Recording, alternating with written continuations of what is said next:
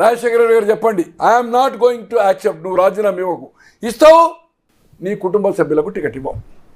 వాపస్ వచ్చిండు. నువ్వు తండ్రి ఉండగా నువ్వు ఎంతే నీకు ఎంపీ కావాలి, నువ్వు కుటుంబ సభ్యుని కదా. ఇవాళ నీ చెల్లెందుకు కావద్దే?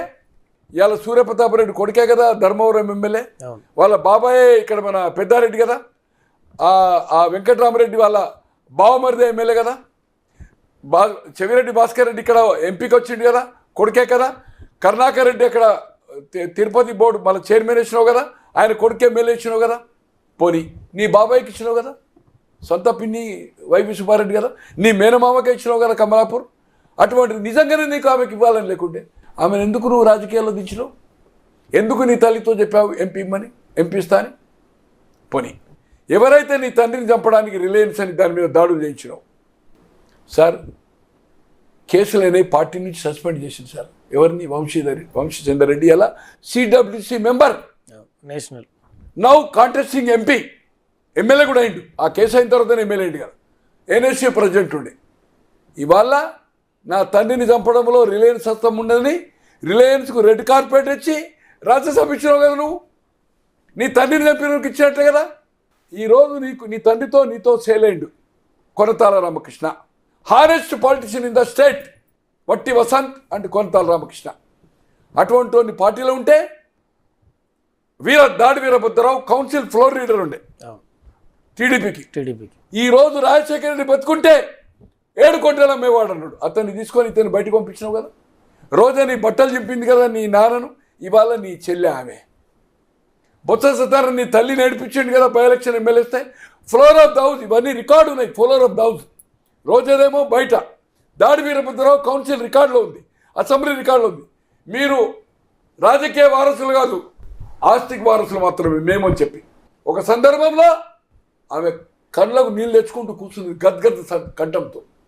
ఈయన ఇంటర్ఫేర్ అయి మాట్లాడిండు. ఒక మంత్రి అయితే ముఖ్యమంత్రి మాట్లాడాలి, అయితే లెజిస్లేటివ్ అఫైర్స్ మినిస్టర్, ఏ మంత్రి ఎమ్మెల్యే మాట్లాడాలన్నా ఒక ప్రతిపక్ష సభ్యులు పాయింట్ ఆఫ్ ఆర్డర్ మాట్లాడాలి. పాయింట్ ఆఫ్ ఆర్డర్ అడిగి point of order ruling Kaul శంకర్ని మెన్షన్ చేసి ఎస్ అలో స్పీకర్ అంటేనే మాట్లాడాలి. ఎవడు పడితే వాడు ఎలా వాడు నీ తండ్రి లాంటి వాడా? నేను అడుగుతున్నా మీ బిగ్ టీ ద్వారా జగన్మోహన్ రెడ్డి గారిని, ఆ పార్టీ సపోర్ట్ చేసేవాళ్ళని. 2004 కంటే ముందు ఏముండనే ఒక పవర్ ప్రాజెక్ట్ చెప్తే సాక్షి ఎప్పుడు వచ్చింది? దాని తర్వాతనే కదా. భారతీ సిమెంట్ తర్వాతనే వచ్చింది కదా. ఇవాళ బెంగళూరు ప్యాలెస్, 2 ప్యాలెస్లు, హెలిప్యాడ్లు ఏదైతుందో దాని తర్వాతనే వచ్చింది కదా. ఇలా హైదరాబాద్ అంటే తండ్రి చనిపోయినాక కన్స్ట్రక్షన్, ఇది రెడ్ ఫోర్ట్ లెక్క, దాని పేరేంది ఫోర్ట్, గోల్కొండ కోట లెక్క గోడ కట్టింది. మీరు చూసిన ఎప్పుడైనా లోటస్ మండి ఎక్కడి నుంచి వచ్చినాయి? ఏం కష్టం చేసి సంపాదించినావు నువ్వు? తండ్రిని అడ్డం పెట్టుకునే కదా. దాల్మియా నీకేమన్నా చిన్నప్పుడు ఏదైనా క్లాస్ పెట్టా, లేకపోతే బంధువా? ఇండియా సిమెంట్ బంధువా? పెన్నా సిమెంట్ బంధువా? తండ్రి పవర్ నట్టు పెట్టుకొని 1000 కోట్లు సంపాదించడం, అల్లిబిల్లి కంపెనీలు పెట్టావు. ఈ భారతదేశ చరిత్రలో ఏ ముఖ్యమంత్రి కొడుకైనా కానీ బిడ్డ కానీ ఇటువంటి కంపెనీలు పెట్టినప్పుడు ఉండండి చరిత్రలో. అటువంటిది నువ్వు నీ చెల్లిని ఏదైతుందో పైరవుల కోసం వచ్చింది, నేను ముఖ్యమంత్రి అయింది కుటుంబం కోసం కాదు ప్రజల కోసము అని కథ చెప్తున్నావు. నీ దాంట్లో అన్ని ఏదైతుందో 2, 3 ఒక కుటుంబ సభ్యులు ఇచ్చి నలుగురికి ఇచ్చి ఈరోజు నీ చెల్లిని ఏదైతుందో నీ భార్య కోసం ఈరోజు రాజశేఖర రెడ్డి బ్లడ్ లేకుండా చేసిండు. ఆయన ఒక్కడే ఎంటైర్ భారతీ కంట్రోల్. ఏది పులివెందుల అనేది ఎప్పుడు రాజశేఖర రెడ్డి గారు వాళ్ళ తల్లి సర్పంచ్, తమ్ముని తెచ్చాడు, తనయుడు.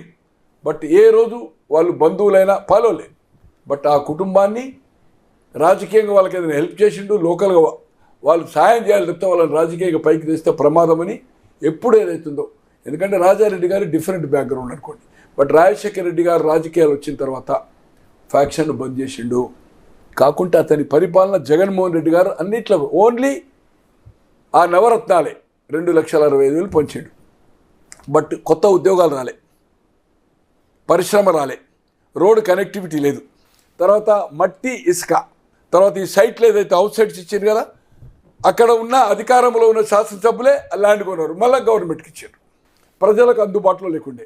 2010 నుంచి 19 వరకు నిత్యము 365 రోజుల్లో 365 రోజులు అవైలబుల్ ఉంటాయి.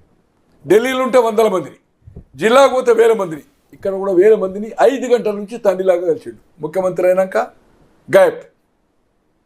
ఇవన్నీ ఏదైతుందో ఇంకోటన్నా ఈ భారతదేశ చరిత్రలో ఎవరన్నా స్కూల్స్కు మన పార్టీ కలర్ వేసిందన్న గ్రామ సచివాలయం పెట్టిండు, వాళ్ళకి ఇచ్చింది 5,000.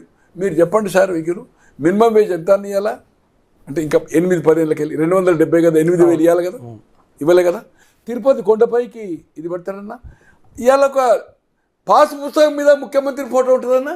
ముఖ్యమంత్రి అయిన వాడు 5 ఏళ్ళ కోసం కదన్నా. గవర్నమెంట్ ఎంబులం అన్నా, రాజముద్ర ఉండాలన్నా. ఎవరైనా వేసుకున్నా గ్రామ సచివాలయం పెట్టి సాక్షి కంపల్సరీ తీసుకోవాలి.